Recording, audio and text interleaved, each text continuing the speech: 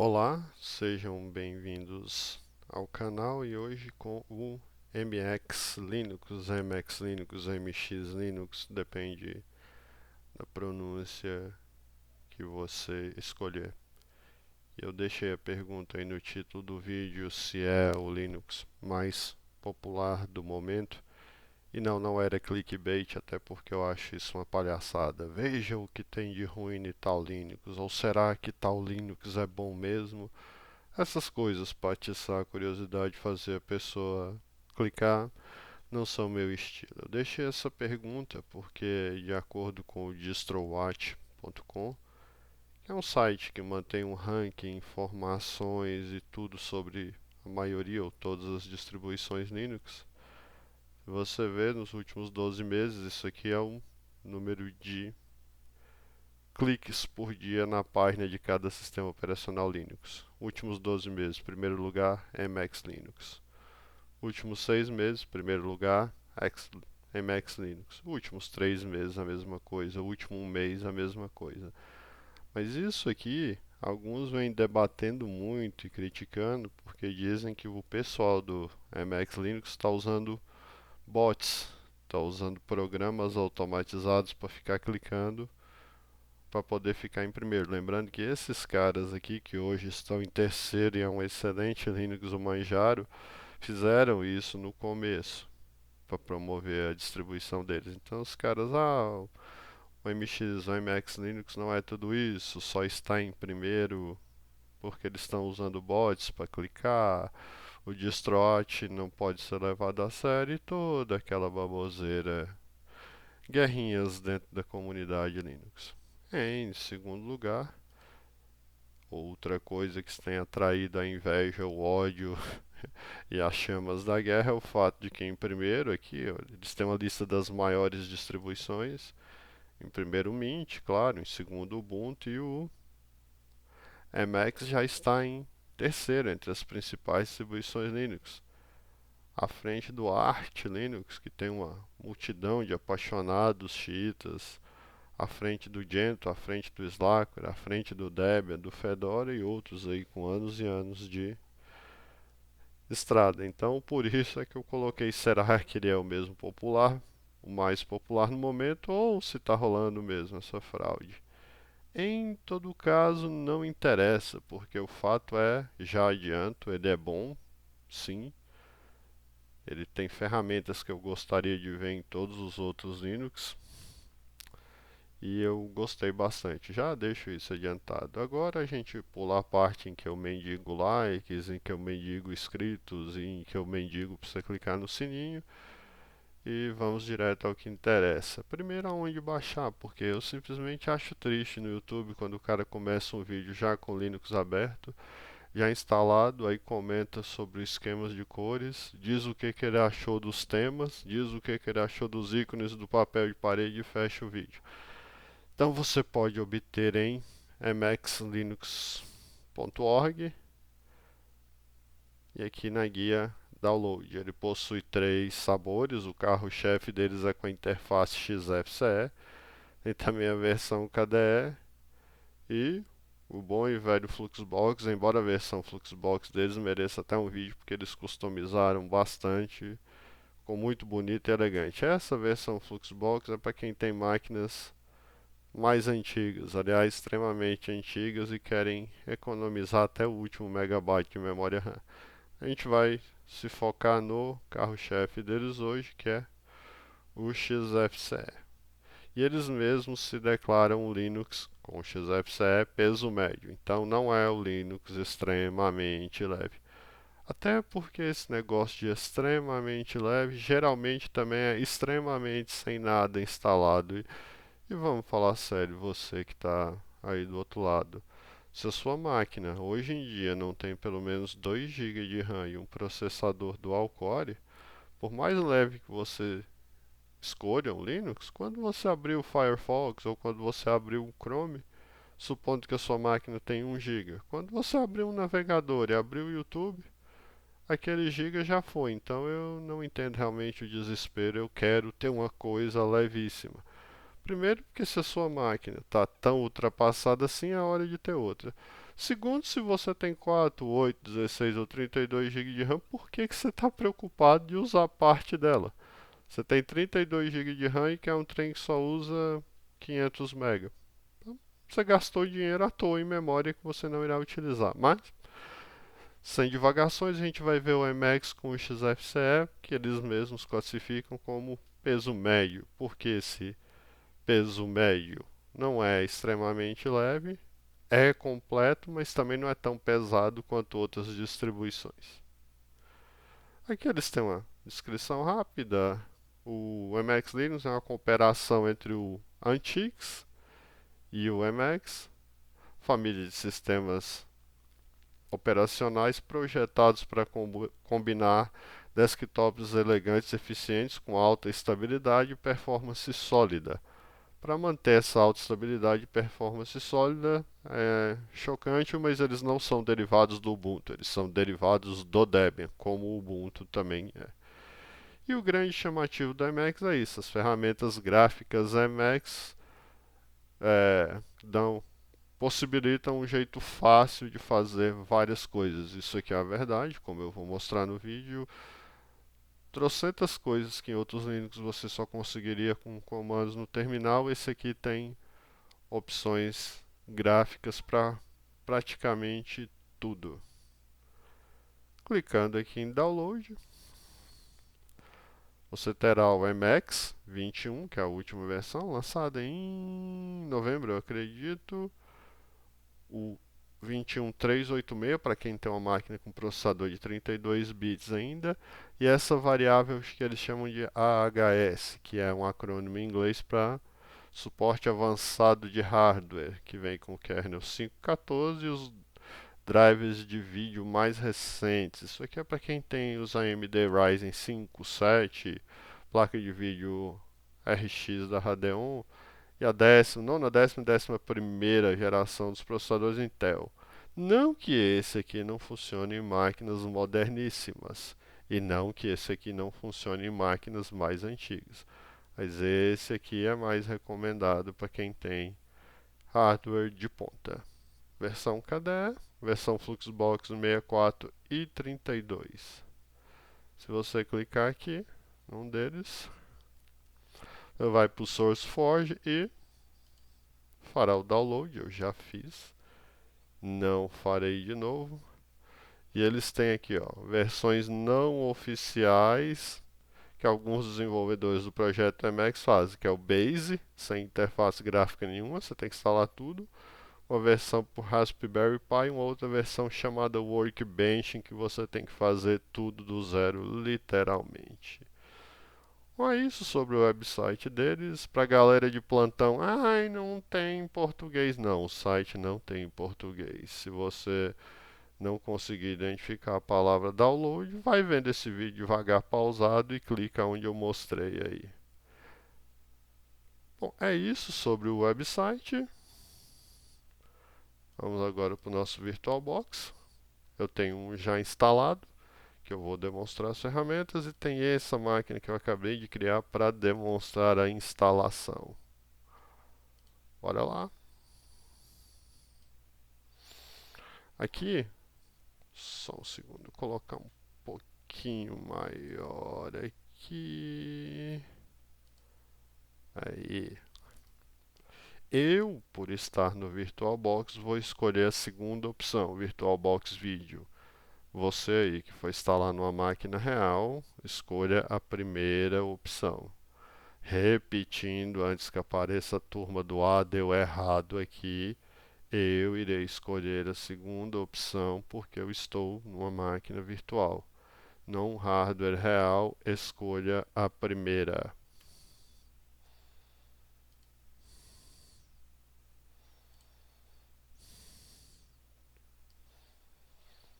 A gente vai aguardar ele iniciar. Ele tem um modo live, o que quer dizer que eu posso rodar ele do CD ou do pendrive para testar sem instalar, sem alterar nada e sem perder nada no meu disco. Bora lá? Como eu escolhi VirtualBox Video, ele deve iniciar em tela cheia. Ok, carregando, conectado à internet. E aqui ele tem uma tela de boas-vindas, onde você já pode fazer qualquer alteração que você queira. Uma coisa que eu ainda não vi em nenhum outro Linux é que as alterações que eu fizer aqui nesse modo live, eu tenho a opção de transportar elas para a minha instalação. Quando eu terminar de instalar, ele vai estar personalizado conforme eu deixei no meu modo live. Enfim, instalo o Emacs Linux para instalar, claro.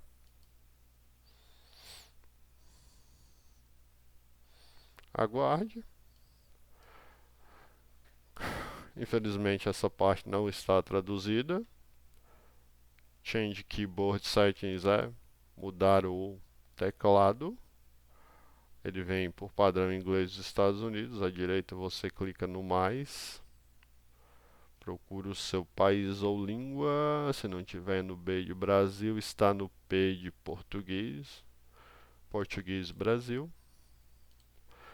Aqui é nenhuma variante. No meu caso, eu terei que escolher a variante Lenovo ThinkPad, porque eu estou no IBM Lenovo. No seu caso, se for um teclado comum de PC, você pode pôr no variante, ou se não for um Lenovo. Repetindo, no seu caso aí é no variante. Eu irei escolher este aqui, Brasil IBM Lenovo, porque eu estou num Lenovo. Ok. Está em português já? Não. Ele veio aqui, ó, como secundário, abaixo do inglês. Então eu clico nele, seta para cima, agora ele passa a ser o primário.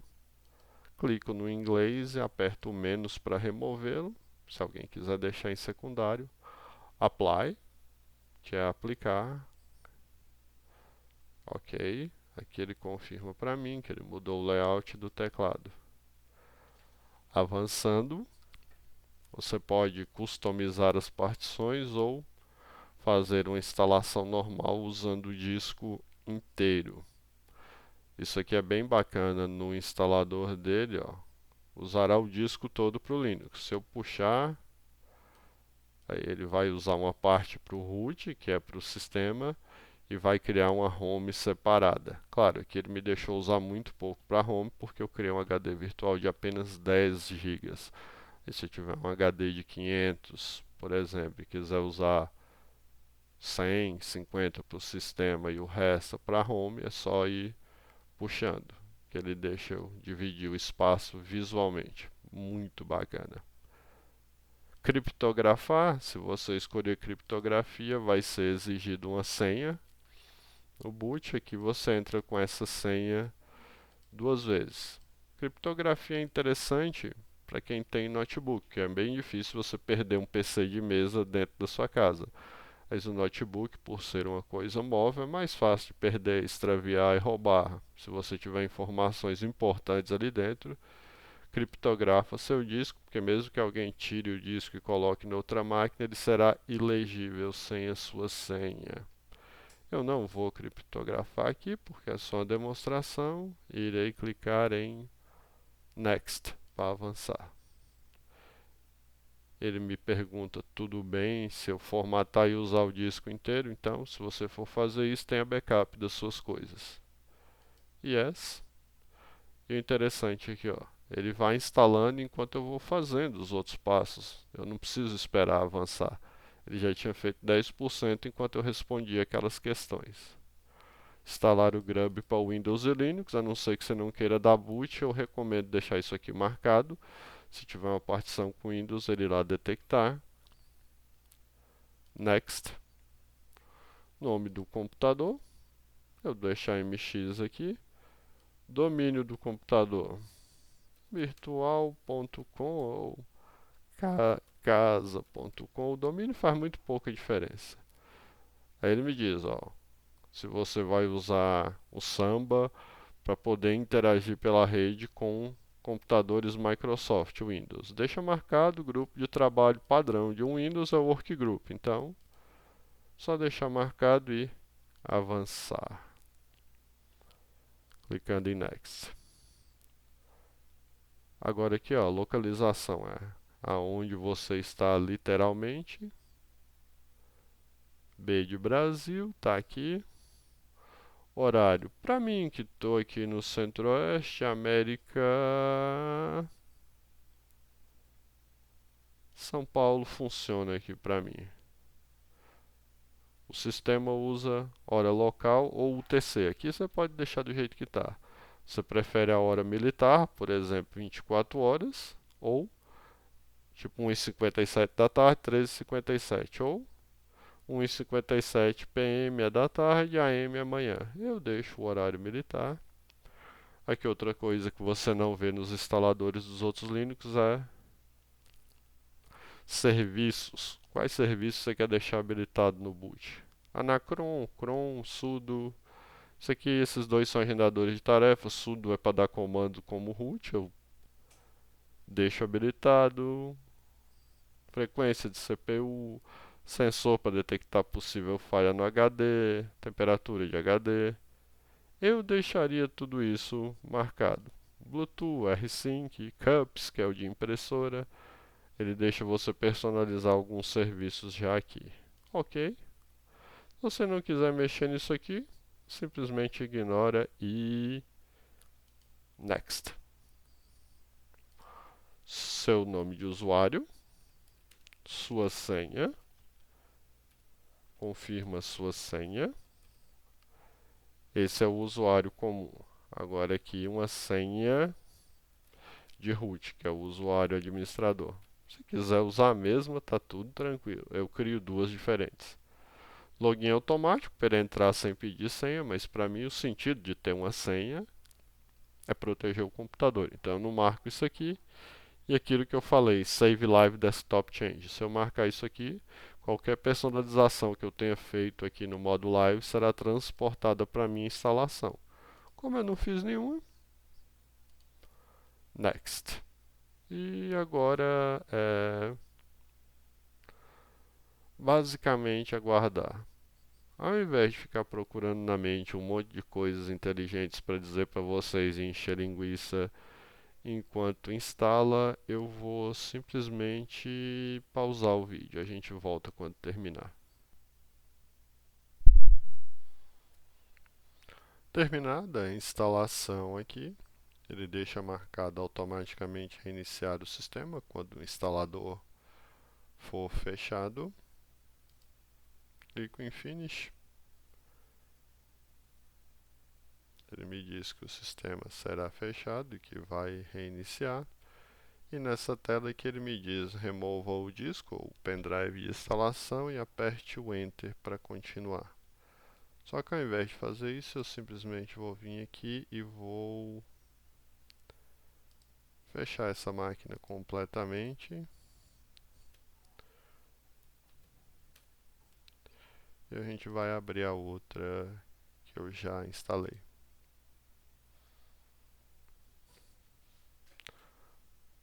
Essa é a tela de boot, opções avançadas, teste de memória. Pode mexer com as setas do teclado. Se tiver um dual boot com Windows, ele vai aparecer aqui também.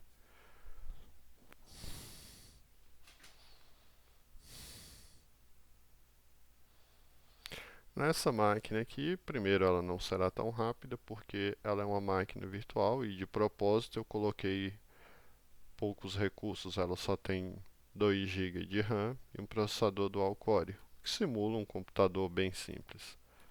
É claro que na sua máquina real aí ele vai ficar bem mais rápido, mas mesmo numa máquina virtual, ele é assustadoramente rápido, quase tanto quanto numa máquina real, com bem menos recursos na máquina virtual.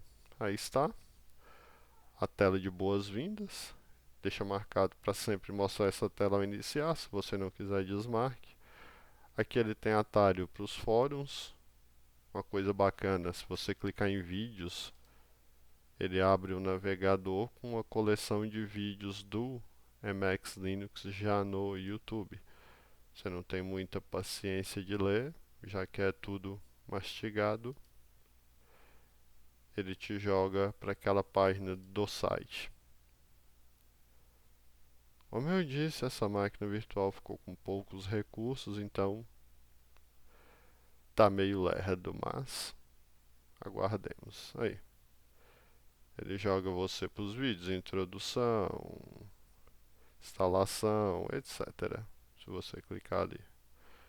Vou fechar, aplicações, contribuir, manual, ajustes, ele já abre um primeiro painel de controle. Eu vou fechar tudo aqui. Esse aqui é o XFCE, bem diferente de um. Eles mexeram nele. A barra está em lateral, não embaixo. Se você instalar uma distribuição Linux que usa um XFCE padrão, sem nenhuma customização, você vai achar bem diferente disso aqui. Menu iniciar, por categorias, multimídia, jogos, sistema, etc. E aqui a gente tem as tais, como eu disse, o carro-chefe deles é as ferramentas MX, que eles mesmos desenvolveram. Então tem trocentas MX coisas. Vamos começar. Se eu digitar aqui na busca MX, ele vai me dar MX ferramentas. Eu clico e aí está. Criador de USB executável, autoexplicativo. Cria um sistema operacional num pendrive. Você pega uma imagem que você baixou e grava ela no pendrive. O snapshot, que eu também só vi nesse Emacs até agora, é do jeito que ele está aqui agora, do jeito que eu configurei, com tudo que eu instalei, com tudo personalizado do meu jeito, eu posso criar um ISO, um instalador dele com tudo já pronto. Suponhamos que eu quero transportar todas as configurações que eu fizer nessa máquina para outro computador meu. Eu posso gerar um ISO, gravar ele no pendrive com essa ferramenta e quando eu terminar de instalar na outra máquina, tudo, até a página inicial que eu botei no navegador, até o volume do som que eu defini, vai estar igual. Isso é bacana. Aqui programas de manutenção, recuperar arquivos, agendar trabalhos, que é uma coisa que eu teria que usar o Chrome para poder fazer. Eu só venho aqui, dou um mais, escolho o dia, a hora da semana, aqui ele me explica, e escolho qual comando eu quero que seja executado. Muito bacana isso aqui. Para quem não sabe o que é Chrome, não conhece o Chrome, nunca vai abrir um terminal para mexer no Chrome. Está aqui um agendador de tarefas e você pode não só executar programas, como scripts que você tenha. Opções de MX, tudo começa com MX. Opções de inicialização, ele vai pedir a sua senha de root. Oh, perdão, a senha do usuário. Normal, não é de root. Quantos segundos é para esperar na tela do Grub lá na entrada até dar o boot? Se você tem um sistema só na máquina e quer que ele entre direto, você põe 0. Você tem um dual boot que é mais tempo para decidir entre um ou outro, 10 segundos, assim por diante. O padrão é 5. Qual é a primeira opção? Se você tiver dois sistemas, qual que você vem em primeiro? Parâmetros do Grub, se você quiser passar algum parâmetro, perdão, para o kernel durante o boot. Uma coisa que só pode ser feita por comando nos outros Linux, adicionando os parâmetros do grupo, tendo cuidado para não quebrar o seu grub editando alguma linha errada e depois gerando outro grub com o comando update grub, que você pode fazer simplesmente digitando aqui e salvando. Qual a imagem de fundo, qual o tema que você quer. Tem trocentos temas aqui. Se eu clicar em pré-visualização, ele vai me mostrar qual é o tema. Vamos trocar, tá elegante Line and Gray, vamos colocar Dandelion MX, por exemplo. É. E assim por diante. Mensagens bem detalhadas, exibir relatório, todas as opções de inicialização que você teria que fazer com a série de comandos, cá estão. Reparador de inicialização, se você quebrar o seu boot. Limpador de arquivos temporários, tipo aquelas ferramentas de Windows para liberar espaço no disco. Editor de menu iniciar, que é para alterar isso daqui, o que tem dentro de cada categoria, se eu quero um mais em cima, mais embaixo, a ordem. É que algumas coisas pedem senha, outras não. Lembrando que é a senha do usuário. Aqui é o próprio gerenciador de usuário, outra coisa que você só faz por comando em alguns Linux. Você pode adicionar ou remover grupos. Você pode colocar aqui o usuário. Eu quero colocar o usuário Nix em algum grupo. Ele já está no grupo áudio, CD-ROM, backup, bin. Aqui ele lista todos os grupos existentes no sistema em quais eu quero incluir meu usuário. Como eu disse, praticamente elimina aí a necessidade para os alérgicos a terminal. Isso aqui faz tudo. About, que é sobre, vai me dar uma janela com a versão, suporte até junho de 2024, versão do Debian que ele se baseou 11.1, CPU, essa aqui é a da máquina virtual, qual kernel, etc. O bash config, que é o terminal, onde eu posso fuçar. Por exemplo, não tem como demonstrar isso sem abrir um terminal. Tá aqui. Esse é o terminal padrão. Se eu vier aqui e quiser alterar, vamos, por exemplo,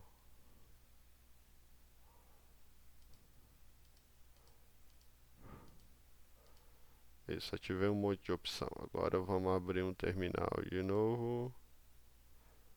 Tá aí, ele alterou o terminal todinho para mim. Inclusive com pastas coloridas quando eu dou o comando ls para testar o conteúdo. Era outra coisa que eu só poderia fazer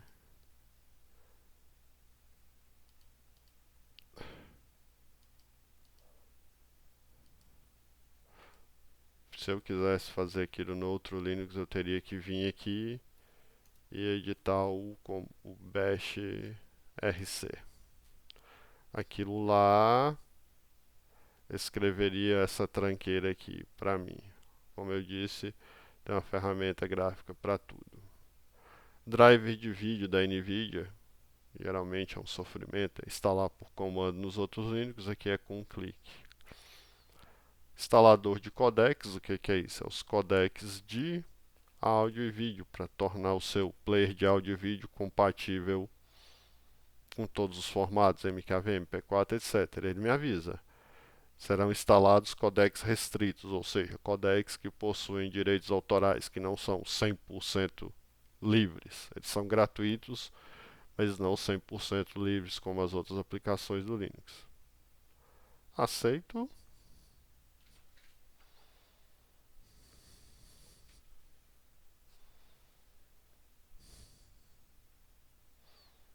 E pronto, instalei os codecs e me poupei de um comando bem longo, se fosse um Debian ou Ubuntu. Aquela tela de boas-vindas, da onde eu já vi.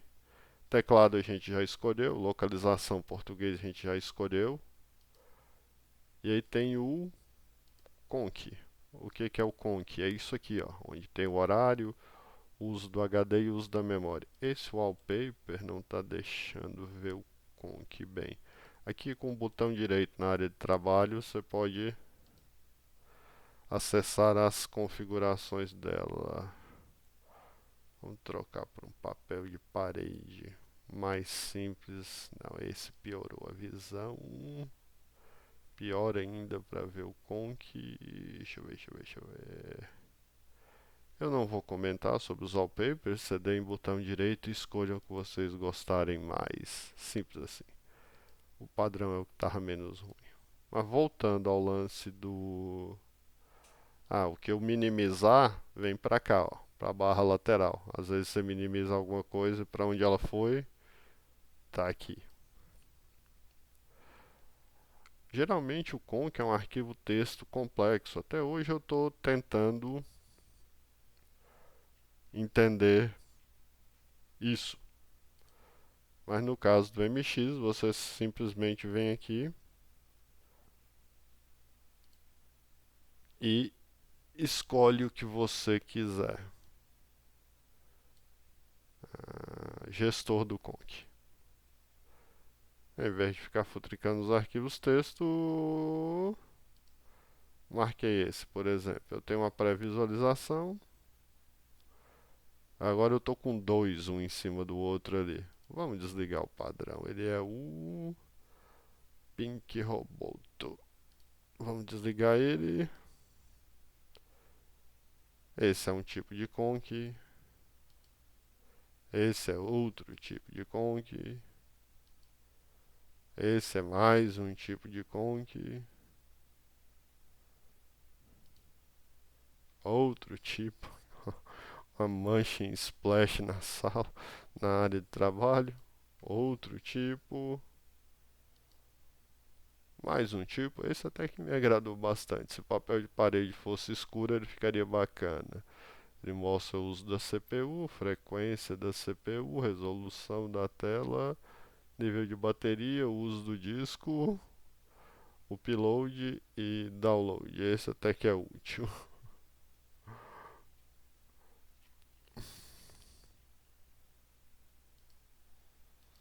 Mais um.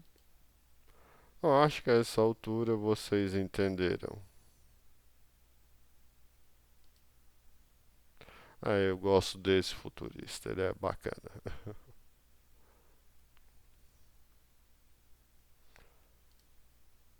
Pronto, você pode ter o conk que você quiser, só escolhendo ele aqui. Minimizar aqui, botar um wallpaper escuro, que esse conk vai ficar bacana.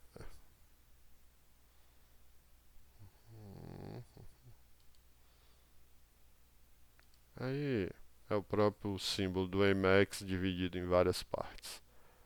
Onde a gente estava, tá as ferramentas MX. Esse é o conk. Esse também pede a senha do usuário. É simplesmente para ajustar a data e hora, como o próprio nome diz. Próxima ferramenta MX. Assistente de rede. Fala o endereço IP, não adianta tentar invadir, porque esse é meu IP da rede interna. Todas as placas de rede, diagnóstico da rede, etc. Esse é o tour, em que ele vai te dar as explicações. Brilho na tela. MX ajustes rápidos. Aqui é o que eu te falei do que eles fizeram, você pode desfazer. Exibir o painel na vertical à esquerda, à direita, voltar para a esquerda, exibir o painel na horizontal embaixo ou em cima. Porque ele não está indo, eu não faço a menor ideia. Vamos lá, só uma volta, exibir o painel na horizontal. Eu tenho que aplicar, claro, gênio. Pronto, é assim que um XFCE tradicional viria. Se você instalar alguma aplicação com XFCE, algum Linux com XFCE, é assim que ele virá. Ou se você preferir, exibir o painel em cima. E agora ele vai sem eu clicar em aplicar. É brincadeira. Eu vou deixar como eles mandaram de fábrica, exibir na vertical à minha esquerda. Se eu zoar o painel por qualquer razão, danificá-lo, restaurar o padrão, ele volta do jeito que estava, guardar a configuração atual do painel, etc. Doclike, o Doclike é essa área aqui, onde mostra o que eu tenho minimizado, ele tem opções. Ó, estilo do indicador, retângulos, nenhum, barras, pontos, é essa marquinha aqui do que está aberto, eu posso mudar.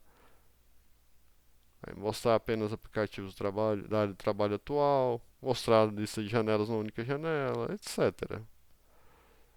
É aquela história. Não tem como esmiuçar tudo aqui no vídeo, mas está em português. Dá uma lida em tudo aí, testa tudo e você ficará bem. Fez alguma coisa que não gostou? restauro o painel padrão, clicando em aplicar. Temas, temas e mais temas.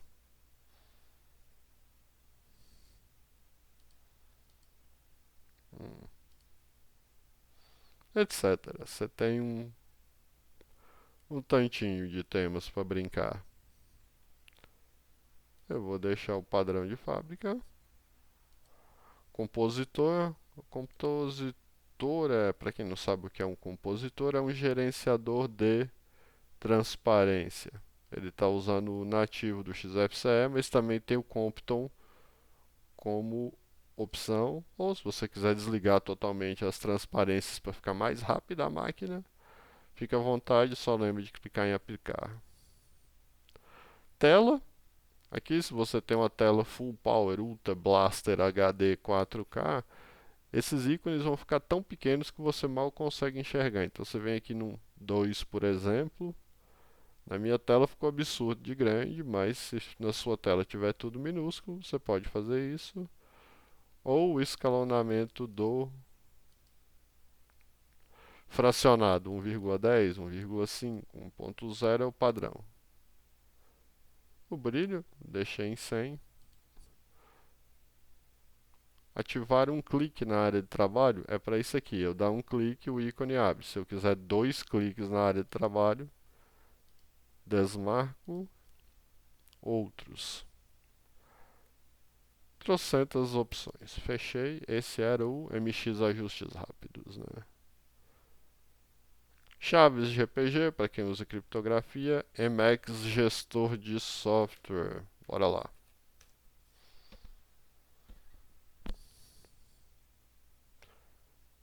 Isso é para você que quer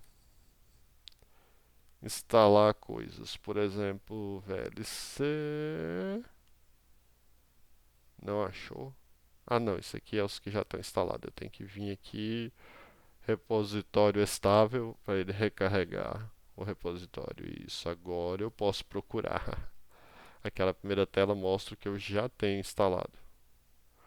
Por exemplo, eu digitei aqui FFmpeg. Ele me trouxe tudo relativo ao FFmpeg. Por exemplo, um player de vídeo, VLC. Aqui está apagado porque ele já está instalado. Esse é o repositório estável. Se você quiser o repositório de teste, ele te avisa que é pacote de teste do verbo olha amiguinho. Se der algum problema. E além dos pacotes .deb que ele trabalha, você também pode usar o Flatpak, que é o formato universal de pacote. Mas ele te avisa. Esse repositório de Flatpaks é apenas para conveniência do usuário. A gente não é responsável pela funcionalidade de nenhum dos Flatpaks. Para mais informações, consulte a wiki deles. Tipo assim, cara, isso aqui é pacotes de terceiros não testados e não aprovados pela gente. Mas se tu quer, vai fundo. Ele vai lá, recarrega as informações do pacote e tá aí. A lista de Flatpaks que você pode instalar. Seria isso aqui a lojinha de programas dele. Me perdi, tá? Repositórios, informações do computador. Ele vai te chamar um terminal, vai dizer tudo. Tipo de CPU, qual placa de vídeo, qual placa de áudio, qual placa de rede. Ele fará isso no terminal. Pressionando o Enter, ele fecha. Formatar pendrive ou montar dispositivos da Apple, para quem tem dispositivos da Apple na rede. Enfim, são todas essas as tais MX ferramentas que permitem o controle total do Emacs Linux, sem nenhum uso do terminal. Para quem está curioso como é que eu coloquei um atalho aqui na barra, é simples, eu abro alguma coisa, por exemplo, vamos tirar isso aqui, eu venho aqui em gráficos Getumb, por exemplo, que é um visualizador de imagens. Assim que o Gthumb abrir, tá vendo que tem o ícone dele ali, porque eu posso clicar para minimizar. Botão direito, alfinete para a doca, que é uma tradução terrível de pin to the dock, ou seja, fixar no dock. Marca que ele será alfinetado ou pinado. Quando eu fechar, ele vai estar cravado ali no dock. Aquelas ferramentas que eu mostrei são as ferramentas do Emacs Linux, mas o próprio XFCE ainda tem as configurações dele, que teria em qualquer XFCE. Aí, configurações de terminal, editor, gerenciador de configurações gráficas para o XFCE. Está aqui, ainda existem as opções do XFCE. Por exemplo, aparência, esse aqui estava lá nos temas do MX Tools. Então, algumas ferramentas, uma sobrepõe a função da outra. Mas todas as ferramentas aqui as opções do XFCE ainda existem. Eles só complementaram com as MX ferramentas. Está aqui, todas as opções do XFCE ainda existem. Por exemplo, colocar coisas na inicialização, unidades removíveis, monitor, ajustar a sua resolução, tudo isso ainda está aqui no. Se eu digitar aqui configurações e vier aqui no gerenciador de configurações, eu abro as configurações do XFCE, que é essa interface. Isso existe em qualquer XFCE, independente das MX ferramentas. No mais, vamos ver, eu já fiz um monte de coisa, então ele deve estar com um certo gasto de memória. Eu teria que ter visto isso na hora que eu entrei, mas vamos ver. Eu já abri e fechei navegador, já abri e fechei um monte de coisa e isso acumula coisa na memória, mas aqui ó, usado 723 MB, ele fica em torno de 600, 660 megas quando você dá o boot nele e não abriu nada ainda e verifica a memória. Então, não é a coisa mais leve que existe, mas também está longe de ser pesado. Ele não gasta nem 1 GB de RAM. E outra, como eu disse, muitas dessas coisas ultra leves são também totalmente depenadas. É leve, mas não tem funcionalidade nem nada instalado naquele Linux. Meu veredito: pontos positivos, as MX ferramentas. Pontos negativos, as MX ferramentas, porque é coisa pra caramba. Então, você tem que ter paciência e percorrer uma por uma. E lembre-se, está em português, então basta ler o que está na sua tela. Mas é fantástico, assim, como a galera sempre fala, para quem está entrando no mundo Linux. Eu recomendaria isso aqui mais do que o Ubuntu, porque o Ubuntu, apesar de ter menus mais simples e fáceis, entre aspas, nem chega perto do nível de controle que uma pessoa tem sobre o MX Linux logo de cara. Ele sabendo usar as ferramentas ali da tela de boas-vindas, ele configura o sistema dele todo sem suar de um modo gráfico. Vocês viram que eu abri o terminal agora só para verificar quanto de memória livre tem. Tudo que eu teria que ter feito no terminal para terminar de configurar um outro Linux, eu fiz com as MX, com as ferramentas gráficas feitas pelos caras do projeto Emacs Linux. Então dá para ver o capricho, o esforço e a paixão que os caras botaram para fazer essa distribuição. Eu gostei muito, fiquei bastante impressionado a ponto de talvez depois eu vá instalar ele no meu notebook e usá-lo como o meu Linux do dia a dia. Simples, elegante, muito rápido. Você pode ver aqui que eu coloquei, ó, 2 GB só de RAM para para essa máquina e um processador dual core e ele quase não engasgou nas coisas que eu cliquei. Aí, quase que imediato. Isso numa máquina real ele decola. Aí, quase instantâneo entre o clique e abrir. Últimas coisas, isso aqui, ó, esse ícone aqui é o gerenciador de atualizações dele. Quando aquela caixinha ficar verde, é porque tem coisas para atualizar. Você só clica em atualizar e entra com a sua senha do usuário, não com a do root. Ele vai chamar um terminal, disparar a atualização, você aperta S para sim.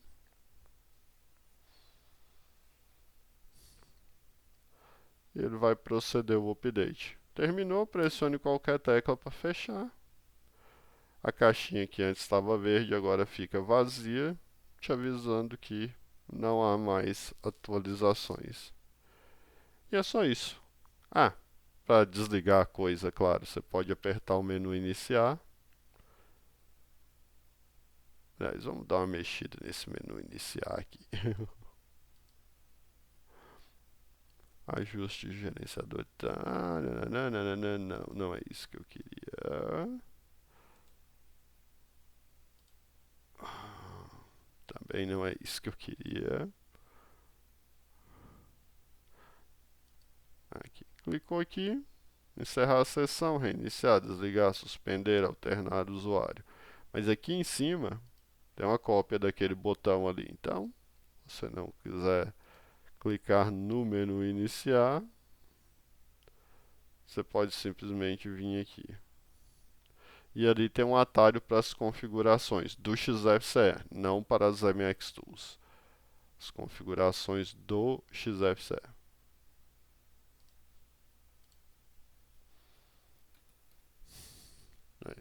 Se você quiser editar esse menu iniciar, só digita menu, ele te abre a ferramenta MX Editor do menu iniciar.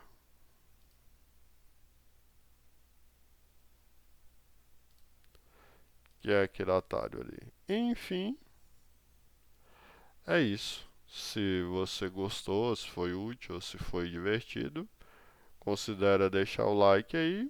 E se quiser acompanhar o material futuro que eu for lançando, considere se inscrever no canal. Vou desligar ele aqui. Obrigado pela companhia e eu deixei essa tela, eu nem mudei. Até a próxima, pessoal. Valeu!